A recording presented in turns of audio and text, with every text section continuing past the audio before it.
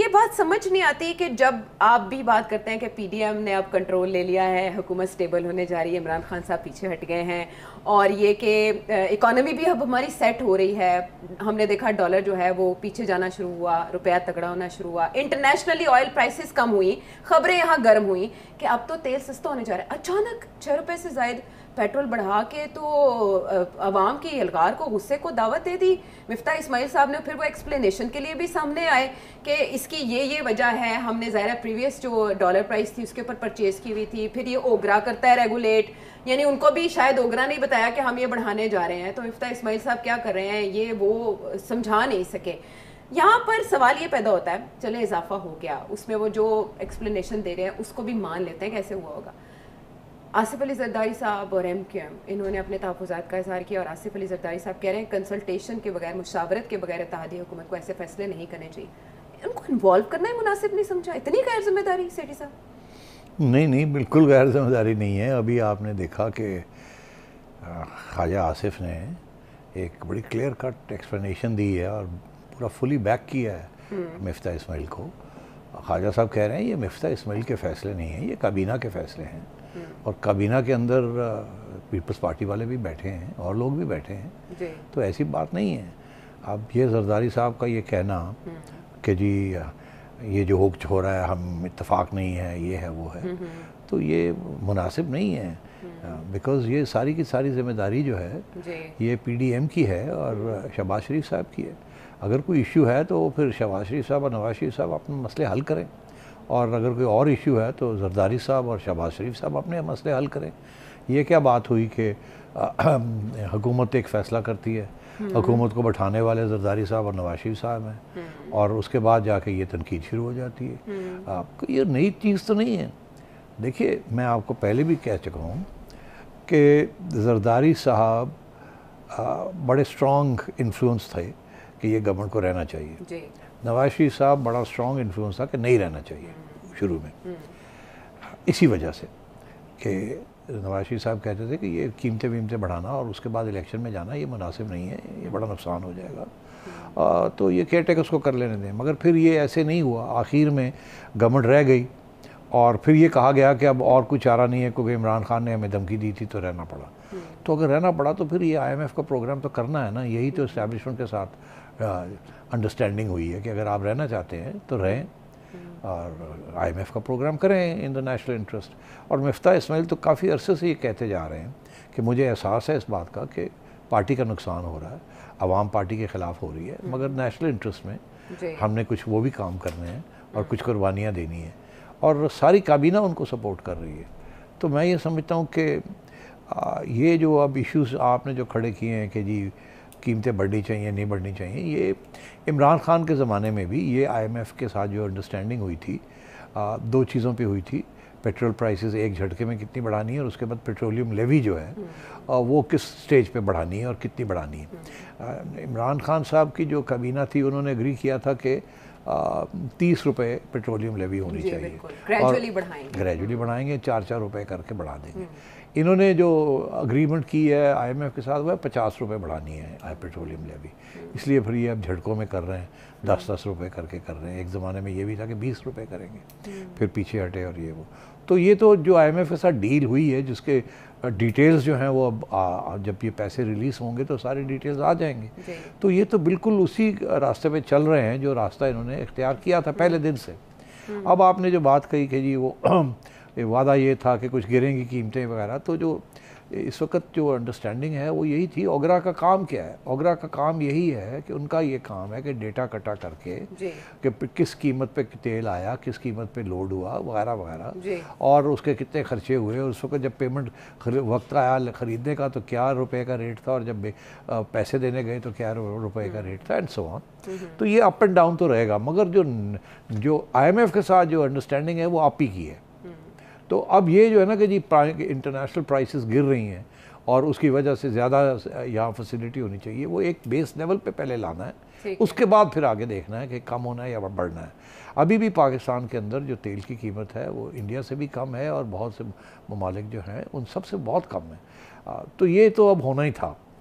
سوال جو ہے وہ سیاسی ہے کہ زرداری صاحب نے اور نواز شریف صاحب کی طرف سے کیوں یہ اشارہ آیا کہ ہم تو اس سے اتفاق نہیں کرتے, ہم دور ہونا چاہ رہے ہیں اس سے. اور مریم نواز نے اس کا برملا اظہار کر دیا, تو یہ تو نون میں سے شین اور میم نکلنے کی باتیں یہ خود سچ کریں. ہاں یہ دیکھیں نا, اب یہی سیاست ہوتی ہے کہ ایک طرف ایک حکومت ہے جس میں سارا بوجھ جو ہے وہ نون نے اٹھایا ہوا ہے, اور جب وقت آتا ہے تو زرداری صاحب کے نعرہ مار جاتے ہیں. اور ابھی تک وہاں کے جو کابینہ میں جو منسٹرز ہیں ان کی طرف سے ایک منسٹرز نے بھی مفتاح اسماعیل کے حق میں ٹویٹ شیٹ نہیں کی یا کوئی بیان نہیں دیا, چپ کر کے بیٹھے ہوئے ہیں, کہتے ہیں جی کوڑا کوٹ کر لو جو کرنا ہے. تو اس لیے میں سمجھتا ہوں کہ یہ جو بیان آیا ہے یہ زرداری صاحب سے بھی اور نواز شریف صاحب کی طرف سے بھی, یہ بیان کے معنی یہ ہیں کہ ہماری کچھ مجبوریاں ہیں جس کی وجہ سے ہم اس حکومت میں ہیں اور ہم ملک کو چلا رہے ہیں, یہ ہماری مجبوری ہے.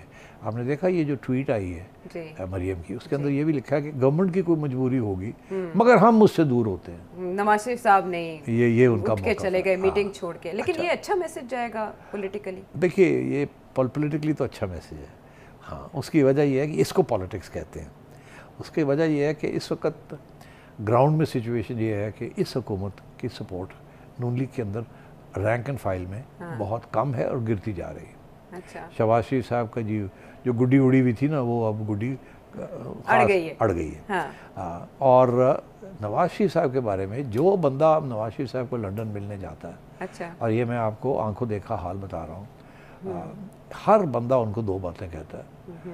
ایک یہ کہ جی P D M the government جی ساڑی گورنمنٹ ہے انہیں مرواتا سن, الیکشن میں جانا ان حالات میں بڑا مشکل ہے ہمارے لیے, اور عمران خان دن بدن زور پکڑ رہا ہے.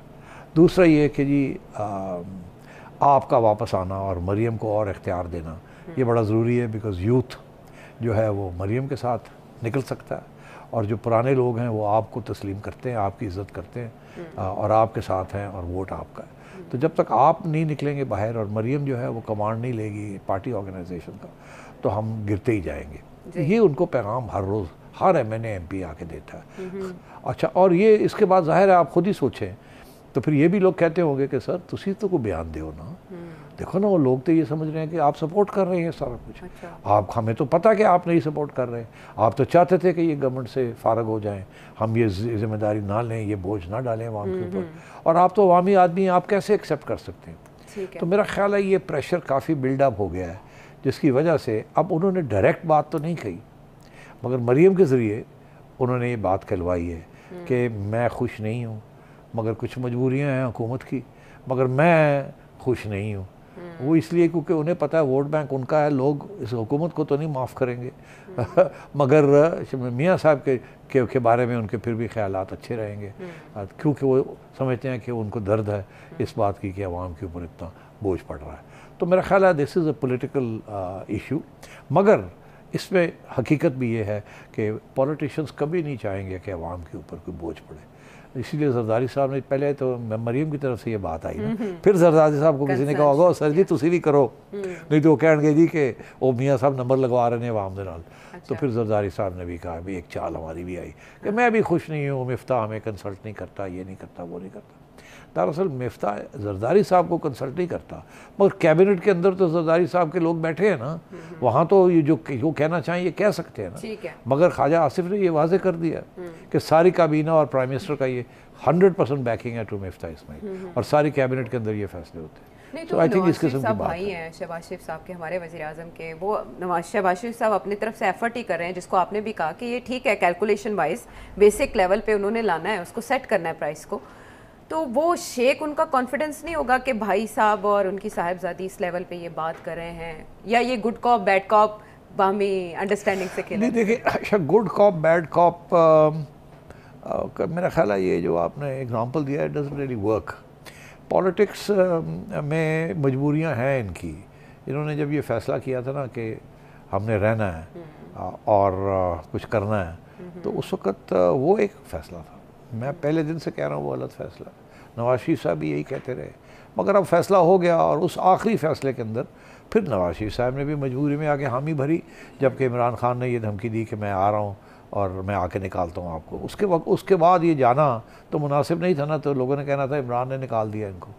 تو پر اب وہ گلے پھندا جو ہے نا وہ گلے پڑا ہوا ہے، اور اب یہ IMF کا پروگرام پورا کرنا پڑے گا، یہ اب اس کو ادھورا نہیں چھوڑ سکتے، اور نہ ہی مفتاح اسماعیل کو چینج کر سکتے ہیں half way down the root. یہ نہیں ہو سکتا کہ مفتاح اسماعیل کی چھٹی ہو جائے اور یہ جو کچھ پروگرام چل رہا ہے اس کو پھر سے ریویو میں ڈالا جائے۔ یہ بھی ایک انڈرسٹینڈنگ ہوئی ہوگی IMF کے ساتھ کہ یہ جو پروگرام ہے جن لوگوں نے سائن کیا they have to stay on board, اور اس کو نچوڑ تک پہنچائیں اس کو۔ اور یہ جو ساری باتیں ہو رہی ہیں نا کہ اسحاق ڈار صاحب واپس آنے والے ہیں، آ رہے ہیں، اور آ کے پھر وہ فوراً یہ فائنانس منسٹر بن جائیں گے، میرا خیال ہے وہ بھی اس وقت پری میچور قسم کی تھنکنگ ہے۔ پہلی بات تو یہ ہے کہ وہ شاید اتنی جلدی واپس نہیں آ رہے، پہلے یہی تھا نا کہ جولائی میں، تو اب یہ اینڈ آف اگست ہو گیا ہے، پھر اگلی دفعہ اینڈ آف سپٹمبر بھی ہو سکتا ہے۔ تب تک میاں صاحب نے آنا ہے، تب تک میاں صاحب نے آنا ہے۔ اب میاں صاحب کب آتے ہیں، ہو سکتا ہے آ جائیں، ہو سکتا ہے نہ، یہ بھی ہو سکتا ہے اگلے سال کا ستمبر ہو، پتہ نہیں، اب یہ میں تو نہیں کہہ سکتا۔ بات یہ ہے کہ ڈار صاحب کو کوئی انڈرسٹینڈنگ تو ہوئی ہوگی نا کہ وہ آ جائیں واپس، اور بہت سے وعدے ہوتے ہیں ایک بھائی سے دوسرے بھائی، اور وہ شاید سم ٹائمز نبھائے بھی نہیں جاتے کیونکہ نئی مجبوری آ جاتی ہے کوئی۔ اچھا، لیکن آپ نے کہا مفتاح اسماعیل کہیں نہیں جا رہے، اس سے پہلے جب بھی کوئی معاشی جھول آتا تھا، ہلچل ہوتی تھی، تو وزیر خزانہ بدل دیے جاتے تھے۔ عمران خان صاحب کے دور میں ہم نے دیکھا کتنے آئے۔ اب مفتاح صاحب کی جو بات آپ بتا رہے ہیں اس سے تو مجھے لگتا ہے کہ اتحادیوں کی بھی خاموش سپورٹ ہے، گو اہیڈ، اور اسٹیبلشمنٹ کی بھی سپورٹ ہے، یہ نہیں؟ اسٹیبلشمنٹ کی تو پوری سپورٹ ہے، اور اتحادی جو ہیں جو کیبنٹ میں بیٹھے ہوئے ہیں وہ سارے they have agreed to this program نا۔ یہ تو نہیں ہے کہ ان کو پتہ نہیں تھا، آنکھیں بند کر کے وہ حکومت میں چلے گئے اور جھولے لے رہے ہیں، ایسی تو بات نہیں ہے۔ بات یہ ہے کہ سب کو پتہ ہے کہ ہم نے کیا کمٹمنٹ کی ہے۔ شہباز شریف صاحب نے سب کے ساتھ بیٹھ کے پہلے بات منوائی اپنی، پھر اس کے بعد سب آگے جا کے جنرل باجوہ کو کمٹمنٹ دی ہے، IMF کو کمٹمنٹ دی ہے، ایسی کیا بات ہے؟ یہ کوئی چھپی ہوئی باتیں تو نہیں ہیں، تو یہ ہم تو بڑی آبویس ہی بات کر رہے ہیں۔ تو اب بھی یہ ادھورا نہیں چھوڑا جا سکتا۔ یہ لفظ اپنا ورڈ دیا ہے، اب you have to complete the job. تو اب بات یہ ہے کہ یہ چلیں گے اگلے سال تک۔ آپ نے دیکھا کہ شاید خاقان عباسی بھی یہی بات کہہ رہے ہیں، ہمیں باقی لوگ بھی یہی بات کہہ رہے ہیں کہ ہم ہیں، جب ہم ہیں تو کیا غم ہے۔ ہم نوا زرداری صاحب، ہاں، تو اس لیے اب زرداری صاحب کے سٹیٹمنٹ آنے ہیں، اور میاں صاحب اس میں کوئی شک نہیں ہے کہ خوش نہیں ہے جس طریقے سے اس گورنمنٹ کی کارکردگی ہے on appointments, transfers and commitments to both establishment and international community.